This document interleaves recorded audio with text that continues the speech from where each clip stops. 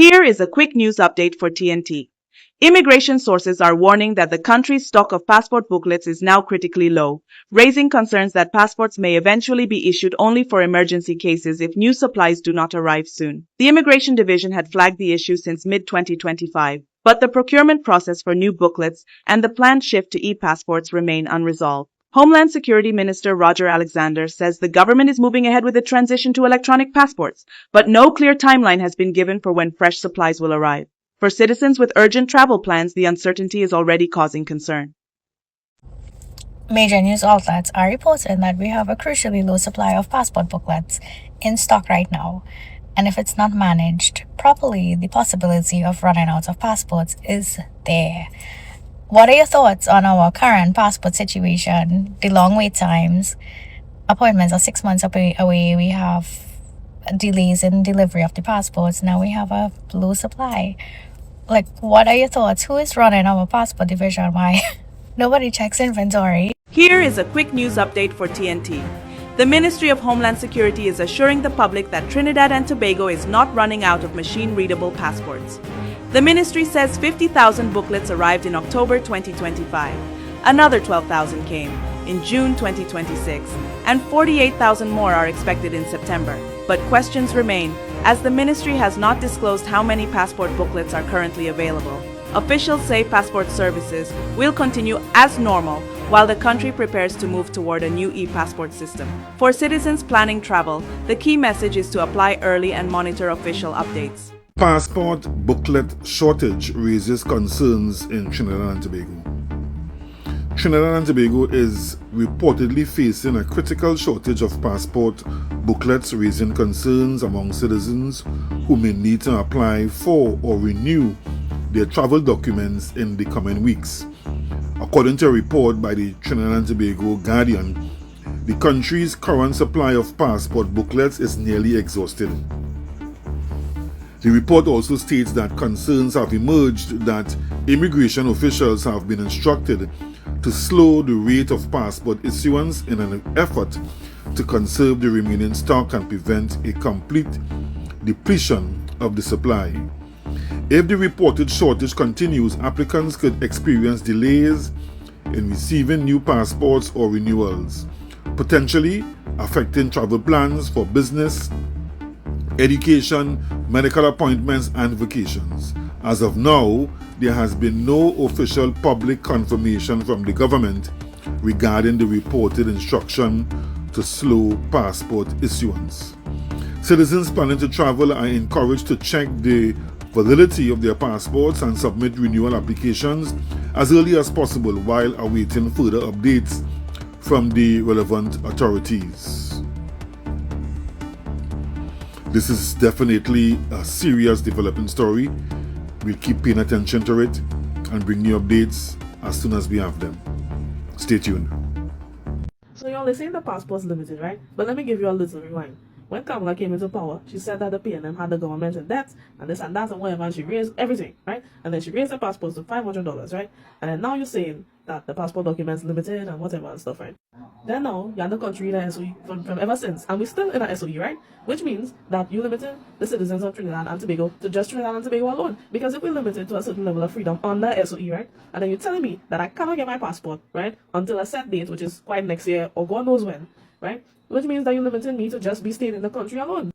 So what about the young people, right? The young people especially who now finish school, or people who haven't even had a passport yet and they had plans on getting one, right? You're pushing their life back by a year and more because they had to wait so long to get their passport. And if you didn't know, right, in a young adult's life, there are a lot of things, like responsible things that like opening a bank account and stuff. You need 2 forms of ID, and not everybody can drive. So you might not have a driver's permit, but you have your ID and you have your passport. And I don't know if you can add 2 and 2 together by what I just said, but oh god, boy, I don't know. Everything in this country every day is just a freaking headache. If you need to renew your passport this year, you might be waiting on a booklet that doesn't exist yet. Trinidad and Tobago is running low on passport booklets. Not the printing, not the processing, the actual physical books. Here's how we got there. In 2023, the government tendered for new passports. Canadian Banknote Company, our supplier since 2007, won the tender and got the contract in October 2024. But the contract was never signed before the elections in 2025. New government comes in, cancels the award in March 2026, and starts over the entire procurement process again. The thing is, this process takes takes months. Passport isn't just ordinary paper. Watermark is built into the material itself. You can't just go to a local print shop and get these done. Expedited passports that used to take 2 to 3 days now take 7 to 10 days. Immigration was reportedly told to slow issuance to stretch the stock. The minister won't say how many booklets are actually left. The opposition is calling for that number. Both administrations own a piece of this. One didn't sign the contract, for what reason we don't know, and one cancelled it and restarted the entire process. For what reason we don't know. All we do know is that the persons paying is the citizens of Trinidad and Tobago. Leave your thoughts in the comment section below and like and follow. So the Trinidad and Tobago Immigration Division, they are rationing passports because of the severe shortage of passport books. Now they're saying for emergency cases you would be issued a passport. So no one was paying attention to the supplies. No one noticed that the passport books was decreasing. You're issuing a certain amount of passports. You're renewing passports. People are applying for new passports. Therefore, you should be replenishing your supplies. Why do we have to reach to this? I reached out to a friend and was told that they are moving on to electronic passports, but it's not in place as yet. It's not in place as yet. So how is that going to work? You're moving on to electronic passports, which is not in place, and we're running out of the passport books. Trini people, what is really going on? What is really going on? Caribbean cousin, Madame Boss Lady ordered the return of the diplomatic passport from the former Prime Minister, Keith Rowley, the Minister, Stuart Young. She said that Keith Rowley, who's the former Prime Minister, is no longer in public office and he's retired. And they will issue him a passport equivalent to a diplomatic passport, but he will not get that preferential treatment. Stuart Young did not appreciate that move. Madame Boss Lady said, quote unquote, when some people are used to preferential treatment, equal treatment appears to them as discrimination. And Stuart Young should stop being a cry baby. Madame Boss Lady, you don't like these people. You don't like these people. And I see a man in the White House name all over this move. Madame Boss Lady, you're checking them, huh? Checkmate. Madame Boss Lady, you trying to squeeze them out. If it have it your way, Stuart Young will get nothing. Madame Boss Lady, boy, you're good, you know. Boy, power. When power come to people, allegedly. Madame Boss Lady, stop flexing your muscles. Be a good woman. Passport shortage may force emergency only issuance. Yo, what level of madness is this? Never in my 36 years I have heard Trinidad and Tobago having a passport shortage. Never. And to those who have lived and experienced this, tell me what year it was and probably how old was you? Because the same company that was given the contract back in 2007 to issue Trinidad and Tobago passport booklets was re-elected back in 2024, but this time under a new scope to upgrade our passport from machine readable to the electronic passports. But however, these things takes time because of the special features, mechanism, watermarks, etc. However, the contract was never finalized. Fast forward to 2025 general election, government changed. When this government came into office, they was told about the passport situation and refused to do anything about it. Fast forward to March 2026, they decide that they are not going with that company. Probably they find it was too expensive or they have their people lined up.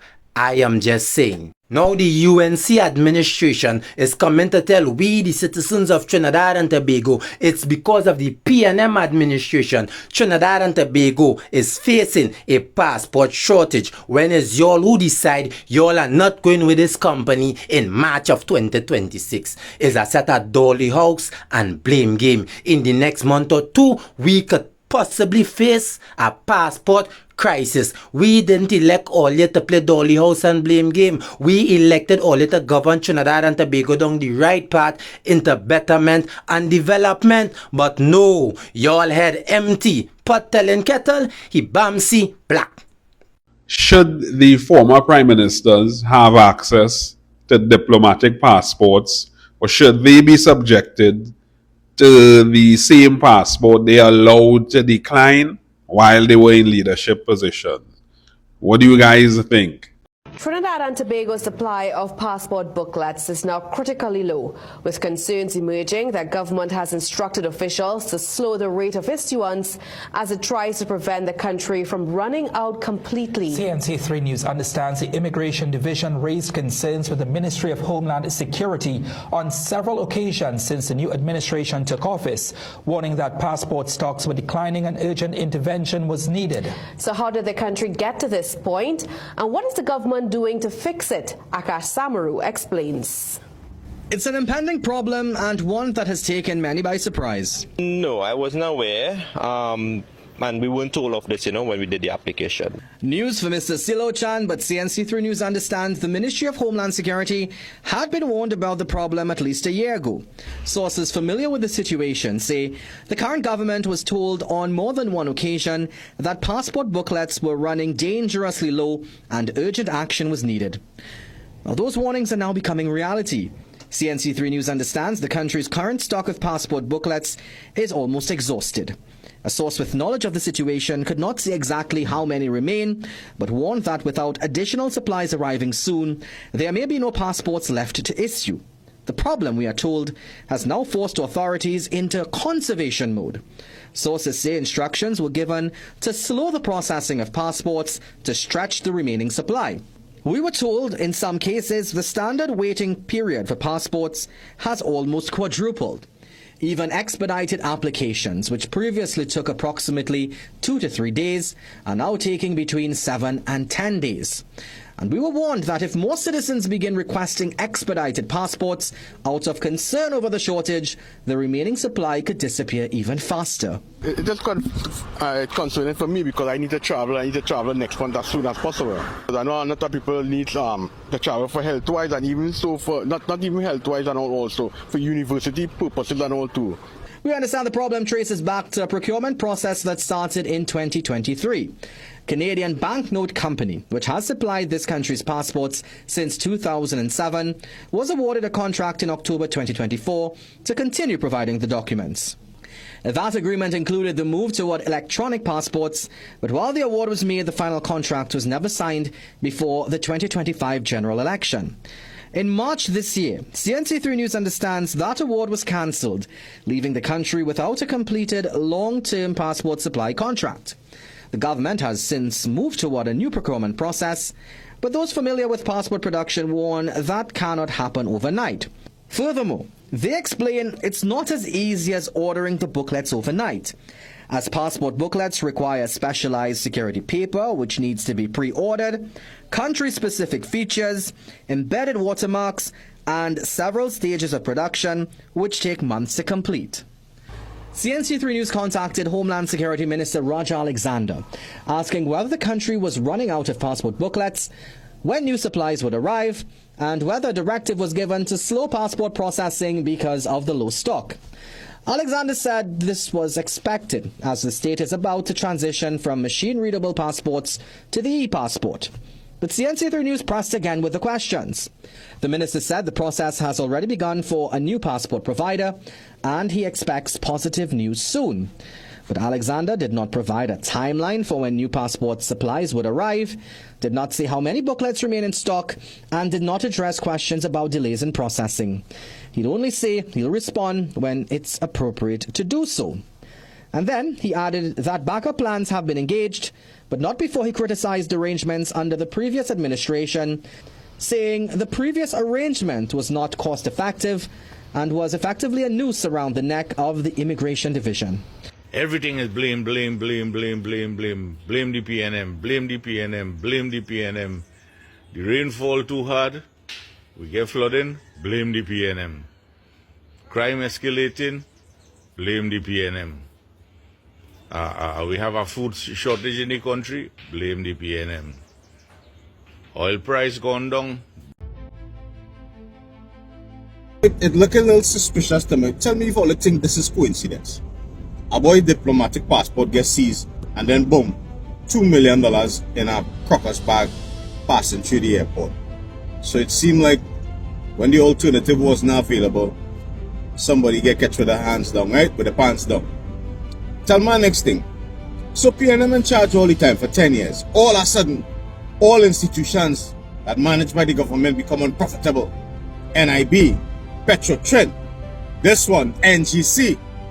But as soon as the UNC come in power, proper auditing being done, boom, we realize all these institutions profitable.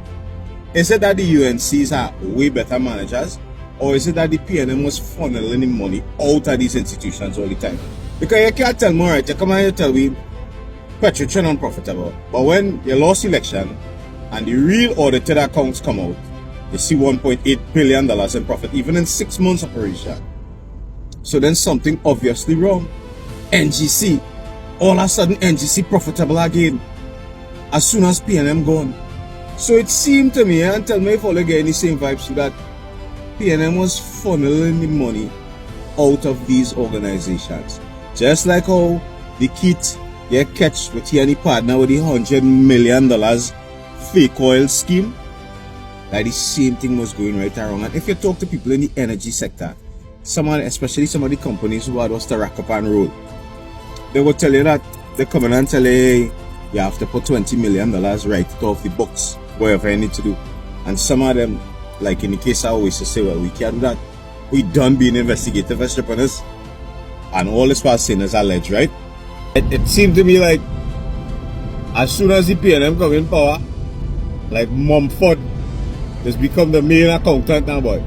Head accountant is Mumford, and it's all peanut butter sandwiches, boof, and money just started this. Anyhow, figure and I out. Tell me all the thing about this one. If you're trying to get a passport in Trinidad right now, the earliest appointment is in November. We are in May. That's a 6-month wait just to hand in a form. And before you say, just go to another office, there are 6 passport offices in Trinidad and Tobago. 6, and still the next available slot is months away. Think about what 6 months could actually cost you. A job offer abroad, you can't take it. University starting in September, well, you might miss orientation. Family emergency overseas, you're stuck. Your ability to move, to study, to travel is sitting behind a government bottleneck. 6 offices across the country and not one of them has a space for you before November. That's not a capacity problem at one location. That's a system failure. This is what institutional breakdown looks like in real life. Not dramatic, not loud. Just a calendar with no available dates across the entire country. When 6 government offices combined can't process citizens' documents in a reasonable time, that is a governance problem. Full stop. If you've ever been affected by this, missed a job, a study opportunity, a flight, leave it in the comment section below. Also like and follow as always. With all that is going on in Trinidad and Tobago these days, the firing of tens of thousands of our most vulnerable workers and citizens in CPEP, URP, tens of thousands reforestation, continued firings at WASA, TNTech, even in the energy sector, at Heritage, at NGC, NE, PPGPL, Paria. Every day, people are being terminated by this government. The political victimization and political persecution that has been taking place since May 2025 is unprecedented in Trinidad and Tobago. Families out there are hurting. I know, as a member of Parliament for Port of Spain, North St. Anne's West, I see it, I feel it as I try to help my constituents who are made unemployed by this current government. Add to that the use of rolling states of emergencies, PDOs, the suppression of free speech, people being put into detention for speaking their minds. That is the state of Trinidad and Tobago. Distraction after distraction by the government. Up to the other day, I received a call out of the blue. As a former prime minister, you get a diplomatic passport. It was given to me on the 2nd of May last year. I didn't ask for it. Get a call out of the blue. Return the passport. And this is what they're doing when we have pressing matters taking place. Collapse of our energy sector. The other day at the mid-year review, you had them raising the price of oil and gas, and we're not even meeting those prices. Plants closing down. All of this taking place in the country. I will deal with that, you know. I will deal with that in accordance with the law at the appropriate time. But this political victimization, persecution, targeting cannot continue in Trinidad and Tobago. As a matter of principle, I'm asking, what can I do? What can we do? I'm very, very concerned about the state of democracy in Trinidad and Tobago. And the growing is not even creeping anymore. The growing rampant signs of dictatorship in our land. May God continue to bless our Trinidad and Tobago. It's an impending problem and one that has taken many by surprise. No, I wasn't aware. And we weren't told of this, when we did the application. News for Mr. Silo Chan, but CNC3 News understands the Ministry of Homeland Security had been warned about the problem at least a year ago. Sources familiar with the situation say the current government was told on more than one occasion that passport booklets were running dangerously low and urgent action was needed. Now, those warnings are now becoming reality. CNC3 News understands the country's current stock of passport booklets is almost exhausted. A source with knowledge of the situation could not say exactly how many remain, but warned that without additional supplies arriving soon, there may be no passports left to issue. The problem, we are told, has now forced authorities into conservation mode. Sources say instructions were given to slow the processing of passports to stretch the remaining supply. We were told, in some cases, the standard waiting period for passports has almost quadrupled. Even expedited applications, which previously took approximately 2 to 3 days, are now taking between 7 and 10 days. And we were warned that if more citizens begin requesting expedited passports out of concern over the shortage, the remaining supply could disappear even faster. It's just concerning for me because I need to travel next month as soon as possible. Because I know a lot of people need to travel for health-wise and even so for, not even health-wise and all, also for university purposes and all too. We understand the problem traces back to a procurement process that started in 2023. Canadian Banknote Company, which has supplied this country's passports since 2007, was awarded a contract in October 2024 to continue providing the documents. That agreement included the move toward electronic passports, but while the award was made, the final contract was never signed before the 2025 general election. In March this year, CNC3 News understands that award was cancelled, leaving the country without a completed long-term passport supply contract. The government has since moved toward a new procurement process, but those familiar with passport production warn that cannot happen overnight. Furthermore, they explain it's not as easy as ordering the booklets overnight, as passport booklets require specialized security paper which needs to be pre-ordered, country-specific features, embedded watermarks, and several stages of production which take months to complete. CNC3 News contacted Homeland Security Minister Roger Alexander, asking whether the country was running out of passport booklets, when new supplies would arrive, and whether a directive was given to slow passport processing because of the low stock. Alexander said this was expected, as the state is about to transition from machine-readable passports to the e-passport. But CNC3 News pressed again with the questions. The minister said the process has already begun for a new passport provider, and he expects positive news soon.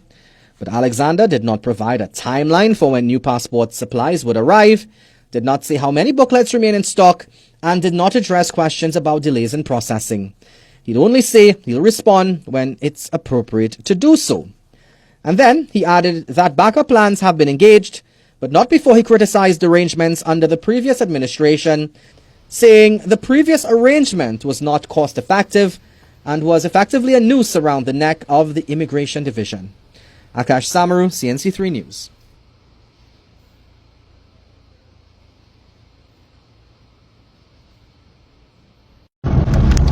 So, I booked an appointment to go to the passport office for my child since last year, right? His passport is expiring in either May or July, but I like to plan, so, you know. So I set the appointment, and today was the appointment date, which is the 19th. Yesterday, I go on looking for his birth certificate. Can't find his birth certificate nowhere. When I tell you nowhere, I look, and I have a folder that, fix the push back the thing for me, please. I have a folder that I have all my documents in. Ask my child, where is it? He had it, but he gave it back to me, so he says. My husband, he had it, but he gave it back to me. My husband went on to say that he saw it on my son's bed, and because he know how the thing does go, he took it and put it on top of the dressing table for me. And he told me that he decided to secure it. So I asked, why didn't you put it back in the case that the whole family knows where I have all important documents? He said that is not his responsibility, that is my responsibility, right? You know, and he goes ahead to give me some picong and stuff like that, but I irritated because as far as I'm concerned, the case is there for a purpose. So once you take it out, put it back. I look. I can't sleep now because of course it's yesterday now I looking for these documents. I didn't look before because I saying I know I have my stuff together. Everything is supposed to be in the envelope. All right. Anxiety started taking because my appointment tomorrow, when I schedule the appointment, there is no passport appointment until September. Yeah? And I promised my child, when blah blah blah blah blah, you will blah blah blah blah blah. Right. So, irritation, anxiety, he says to me, well, maybe your birth certificate replaced. I said, good idea. I said to go down there and do it because I have work the next day. I wouldn't be able to do it. He watched me kind of way. I said, nah, you know what? If it is, you leave it for him and it doesn't get done, you'll be upset. So better you go for yourself. And then if it's anything, you could call him to meet you. So you start the process early. You're sure things going on take place. Going down by the ID card office, I had to drop off my child. So I talked to somebody in the line. I said, listen, I am behind you. I'm running to come back now. Good. We said that I spoke to the security guard to make sure I had all my documents. She said all I really need is my ID. And I still walk with a copy of his old passport just in case. Anyway, we get through. Drop him off, come back, went and do photocopies. I went and get photocopies of pictures of him, passport size pictures. I went and got my photocopies. Everything set in again. ID card office. I was so stressed out about that. Within half an hour, I was in and out. Everything was well organized. Which you know usually when it is you're going to these government offices, you're always a little bit anxious because you don't know what you're going to meet, if somebody's going to be grumpy, blah, blah, blah. I cleared my mind. I got through in 30 minutes, which was perfect. San Fernando office, perfect. They have a system, and a system that works. Good. Got through with that, got the birth certificate replacement. You can get that in one day. And San Fernando is not too rushed because even when I went and I came back, well, when I got there, probably, what time we got there? Probably around 7:30. Yeah. And I think it had about 10, maybe 12 people in the line. Okay, anyway, so I got through. So we get down to a passport office this morning. When I reached my passport office, I wanted to make sure I was the first person in line. So really and truly, I wanted to leave home since 5 a.m. because I don't see it have no passport appointments till September. And this is the Point Fortin branch, the Port of Spain branch, and the, which other, Chaguanas branch. I checked. I didn't even bother to check Sandy Grande because I know I ain't going up there. Okay, so that's done. So I got there at 6 o'clock because I got lost. Right? Make sure you're checking. If you're going point, it's Richardson Street and not Richard Street. It's carrying you somewhere in the back up. I don't know where. Make sure it's Richardson Street. You're punching in your Waze or your Google Maps and it will take you straight there. Well, close enough. You still have to drive a little way after. Anyway, I did put a pin on Waze or Maps. And I put a new name, Passport Office Point Fortin. So if it registers, then you will just have to type that in and you should get through. Anyway, we got through.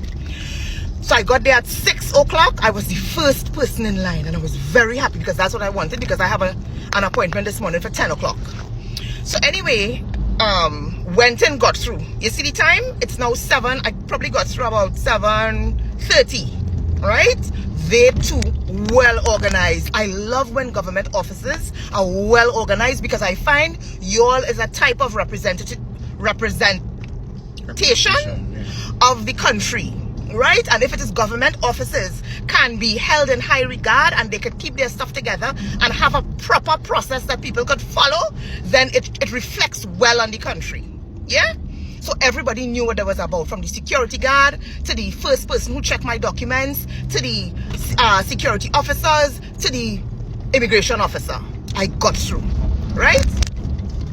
I am now on my way home with enough time. I told my 11 o'clock client if she wants, she could come for 9 o'clock, because I'll reach there in good time this morning. Yeah? What was the point of this video? Oh, I wanted to tell you all that when I got to the passport office and they was checking the documents, guess what they didn't need? The birth certificate. Now it's my son, so he's 16, so he's 16 years and over. I thought they would have needed the birth certificate. They didn't ask me for that, so it was a whole wasted run. I got through. All they asked me was for a copy of my ID and a copy of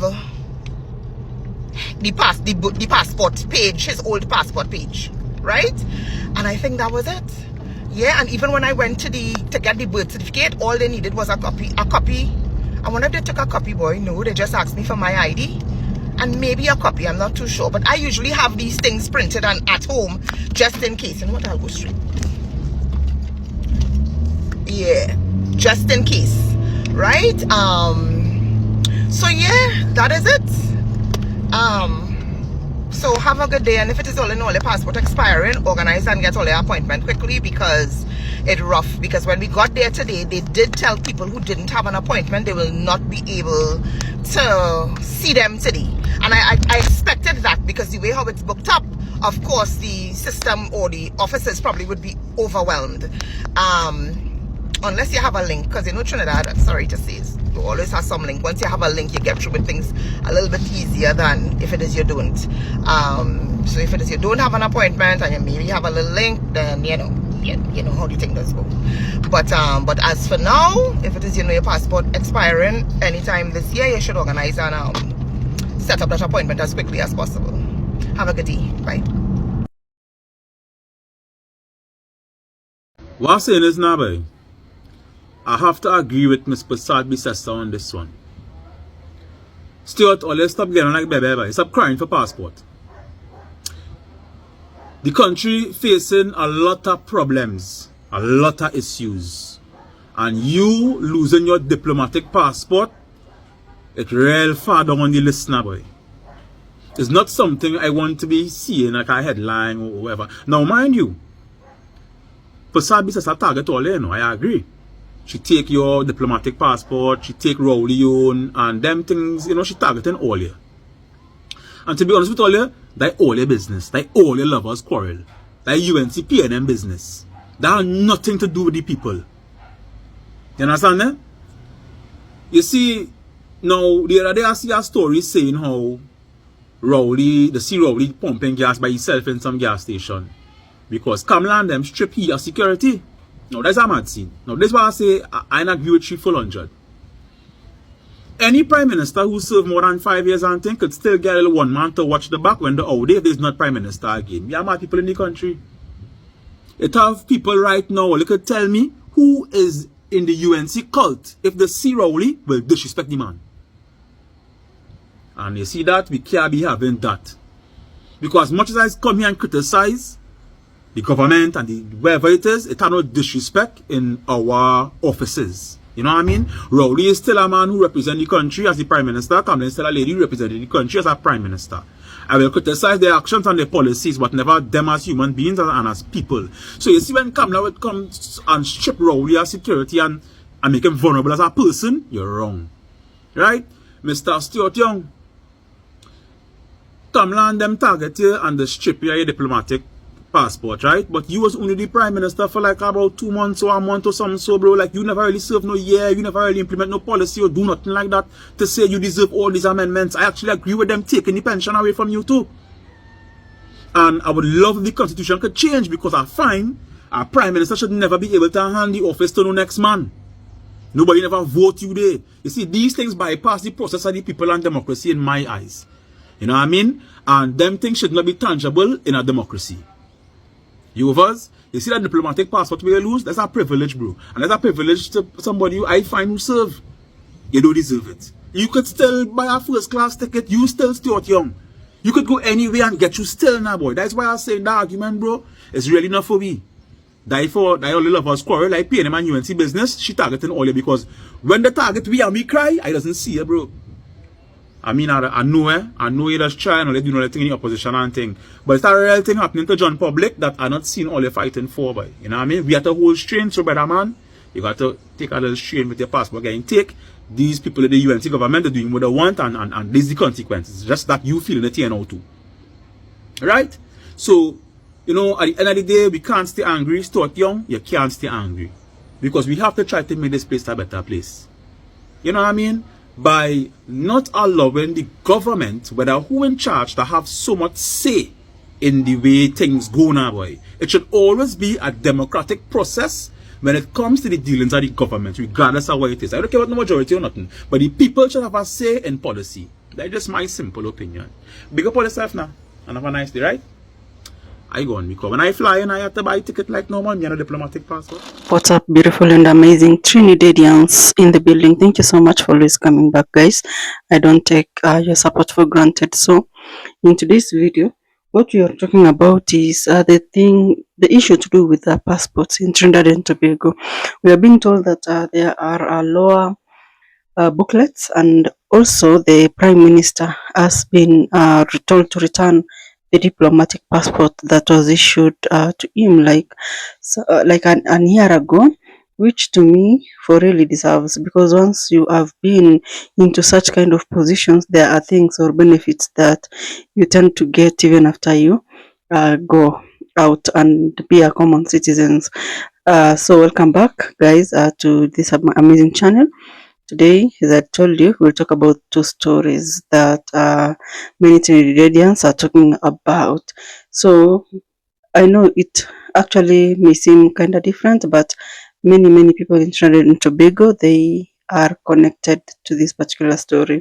So, one is about reports that the passport booklets are running low each and every day, and the other is about former Prime Minister Stuart Young being asked to return his diplomatic passport. So when these stories appeared close together, many people in Trinidad and Tobago started asking so many questions, and not just about passports, but about leadership, about priorities, and about trust. So as you can see across so many video creating or video sharing platforms, you get to hear these conversations. We have attached clips of people of newsroom news, and I can tell you that Trinidadians are actually speaking up their mind about this particular story. Of course, it seems to be frustrated to some, it seems to be confusing to others, and what people want is just clear answers about the issue.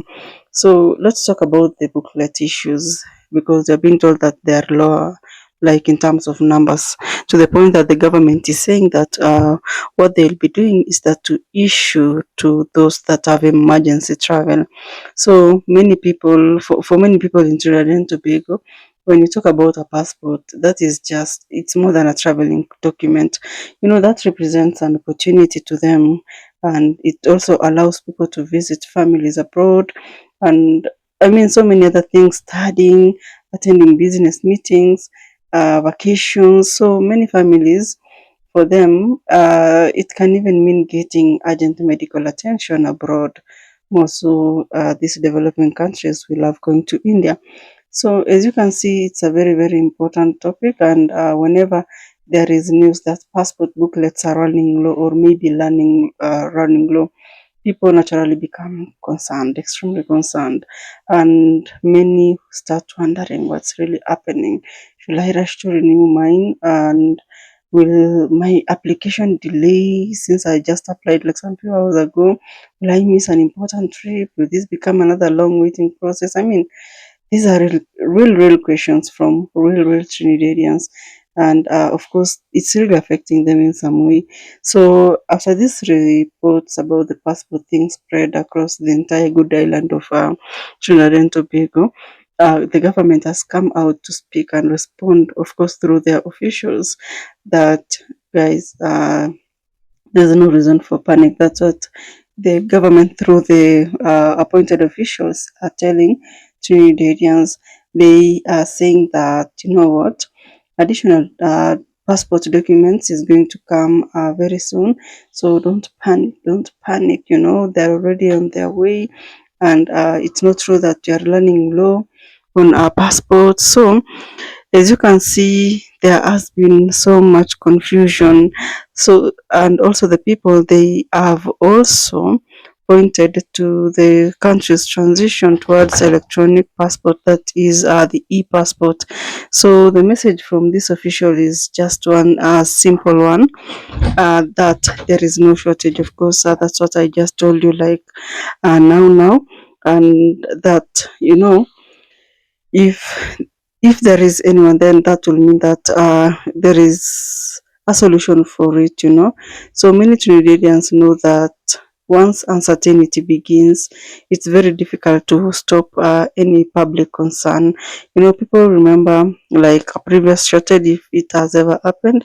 They remember delays in different government services or government regime, and of course that history that Trinidadians are going through, it makes them to be like extremely cautious, because at the end of the day they want reassurance and they also want proof. And you know, Trinidadians are speaking up, by the way. So some people believe that everything will soon return to normal, others remain skeptical. They asked why these concerns surfaced in the first place. Could this have been better managed? Could communication have happened earlier?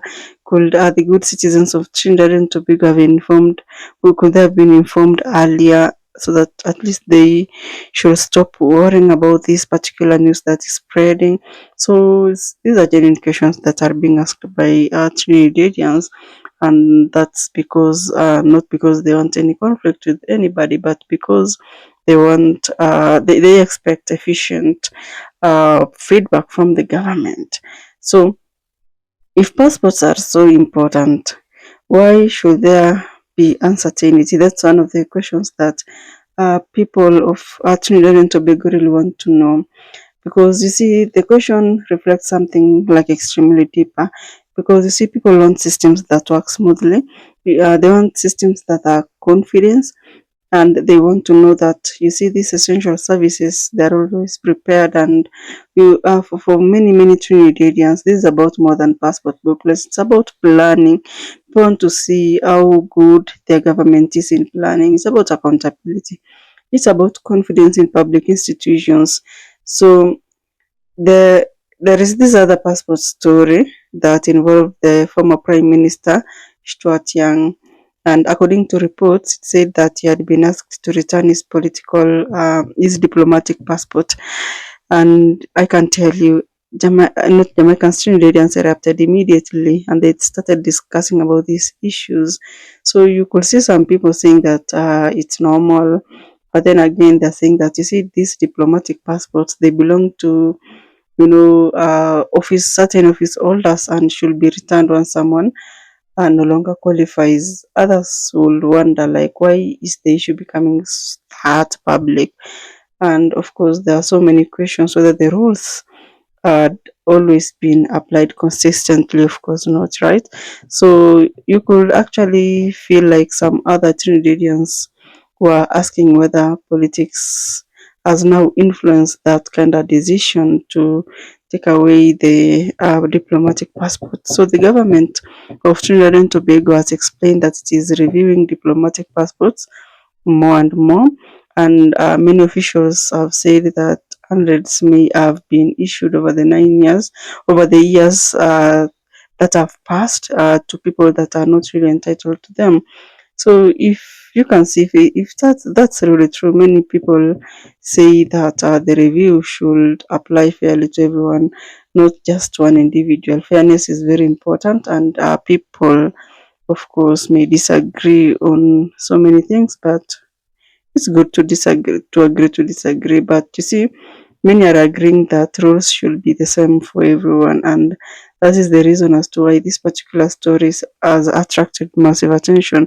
So if you look at Stuart Young, he responded like publicly and said that he did not personally request for that particular passport, and he also said that if officials wanted him to return it, they should just make the request formally, in writing, that is formally. And of course, the response in itself by the former prime minister added another layer to the public debate. And some people have supported these decisions. Others believe that the passport should simply be handed back immediately as soon as possible. And of course, you can clearly see opinions are really divided. Many people are just saying, agreeing, disagreeing, and that's normal with conversation. So that's perfectly normal in any democracy in the world. But you see, there is this thing that interestingly happened. You see, many Trinidadians began connecting both of the passport stories that we just talked about, and one of them involving ordinary people wondering about the passport availability. The other involve a diplomatic passport that is connected to a former prime minister. And for many people in Trinidad and Tobago, this timing has made even the conversation begin bigger. And whether that connection is fair or not, it will become part of the national discussion at the end of the day. So as you can see, Trinidadians are talking about transparency. They're talking about public confidence. They're talking about equal treatment under the law of Trinidad and Tobago. And perhaps most importantly, they're talking about trust in Trinidad and Tobago, because you see, trust is very difficult to build, by the way, and very easy to lose again. So when governments communicate, they should do it clearly. They should make people to feel reassured. And if any information change in any way, you know that uncertainty will grow like in a very big way. That is why this type of stories, they have become much bigger than the passports alone. They have become a conversation about the government, imagine. And from what many Trinidadians are saying, they want clear explanations, consistent policies, and confidence that every citizen is treated equally. That's why this story has become like even more interesting, because as this particular debate about passport continues, even bigger questions are beginning to emerge again. Now let's talk about this conversation in a deeper manner, because you see, the conversation itself is no longer just about the passports. As I told you, it's about confidence, and of course, not just confidence, but also confidence in public institutions, in leadership, and the confidence that the same rules can apply to everybody. So when people lose confidence, even small issues become very, very big stories. And this is exactly what is happening in Trinidad and Tobago. So some Trinidadians have pointed out that communication matters so much, because it helps us understand more and clearly. So if people hear rumors before hearing official information, then uncertainty goes high, questions multiply, speculations are spread, and before just anything is being explained, everyone has a different opinion and version of their story. So that's why many Trinidadians are saying that governments are supposed to communicate clearly and early. They must communicate in a way that is consistent, like the same story. So for many Trinidadians, that is one of the biggest lessons from this entire situation. Another thing that keeps coming up is the planning issue. People are asking whether enough preparation was made, and could this concern or passport booklets have been avoided? They want to know. And they also are asking where officials that what if the officials were actually monitoring supplies clearly enough, and if also contingency plans was already in place. So these are very reasonable questions, valid questions, and they are not accusations at all. They are questions that the good citizens of Trinidad and Tobago would have naturally asked whenever an important public participation event came in. So there is this issue of diplomatic passport. This particular topic on the diplomatic passport has created a huge debate, and many Trinidadians want to understand that diplomatic passports are not ordinary passports. They are issued for official purposes, and they're linked to certain responsibilities. Because of that, many Trinidadians believe there should be clear rules about who qualifies and when those passports should be returned. It's good to be put in the law so that it doesn't bring such kind of debate like the one that is happening now. So some of the Trinidadians people are saying that the law should speak for itself, and if someone is no longer entitled to a diplomatic passport, then it should simply be returned without drama, with no politics, just following the rules. And of course, you have those that believe that the process should always be respectful, saying that they are arguing that, you see, former leaders, they deserve proper communications, not just being called and told anyhowly. They believe that, you see, these procedures, this should just be followed from the beginning to the end, and also both sides to be talking and to be fair.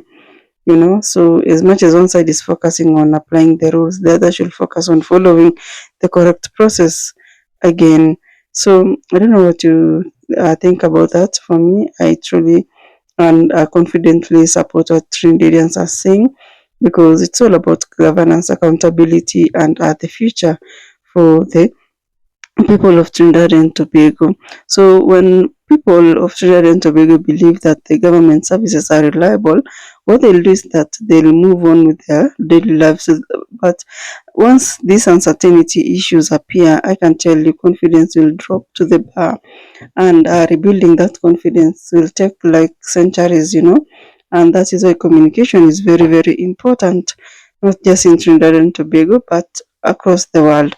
So as you can see, this particular topic will continue to be debated, and one thing that has become clear is that it's not just the story to do with the passport is not just about the passport. It has become a conversation about confidence in leadership, in public institutions, and in the future. You see, many Trinidadians are saying that they now understand that governments face unexpected challenges, because sometimes supplies can be delayed, policies can change, administrative reviews can happen. And of course, we accept that what we want is just honesty. We want timely communications. We want consistency. So when people feel informed in whichever country that they are in, they are usually more and more patient. And when information comes late, questions will begin to pop up, rumors will spread, and speculation will grow. And within some few hours, public confidence starts to weaken, and that is why communication matters. It's not just about announcements, it's about making people feel that they are respected. So many citizens of Trinidad and Tobago have also been saying something else, and that rules should apply. We've talked about this over and over in this video of ours today. So whether someone is an ordinary person in Trinidad and Tobago, whether someone is a business leader, a former minister, or a former prime minister, the law should apply equally to everybody. Then that is what one of the main things that Trinidadians believe in, or strongly believe in. And I know some people do support the government's review of the diplomatic passport, and they're saying that if there are mistakes in the past, they should be corrected. Others are saying that this review must be transparent, it should not be applied selectively, it should not appear political, and it should be based only on the law. And that's an important discussion, because you see, At the end of the day, fairness is not only about doing the right thing, it's also about being seen to do the right thing. Public perception matters a lot, especially in politics. We've always talked about this particular issue, and if the people of Trinidad and Tobago believes that decisions are fair, you see, trust will eventually grow. If they believe that decisions are inconsistency, I can confidently tell you that trust will go down, not just in Trinidad and Tobago, but even in your home. And that is why many of them are following up on this story closely. They're watching this story closely. And at the same time, many Trinidadians have their country, like they have the hope that their country is going to remain focused and bigger and, just good in terms of cost of living, job opportunities, the crime level going down, better healthcare system, better education, better growth, especially economically. So that's what the people of Trinidad and Tobago want. They want results. They want efficient public service. They want transparency. They want accountability. They want confidence that these government institutions are strong. So of course, new information could emerge, and if it does, the public, of course, will talk about it, will come talk about it. But for now, many Trinidadians want answers. Many of them want clarity. They want to see whether actions match the promises. Because at the end of the day, trust is not built through speeches alone. It's built through actions. It's built through consistency. It's built through fairness and through openness. And that is why this story has captured so many, the attention of so many people across Trinidad and Tobago. It touches on something about every citizen understands, So the relationship between the people and the leadership depends mostly on the confidence that the public have. So I want to hear from you, like, what do you think about these two passport stories? Do you believe that the concerns of a passport booklets were handled well? What are your thoughts on the review of the diplomatic passports? Should the same rules apply to everybody, regardless of their positions? What do you think, guys? Let's keep the discussion going. Go down there in the comment section and let us know what you think about the video. I'll see you in the next video.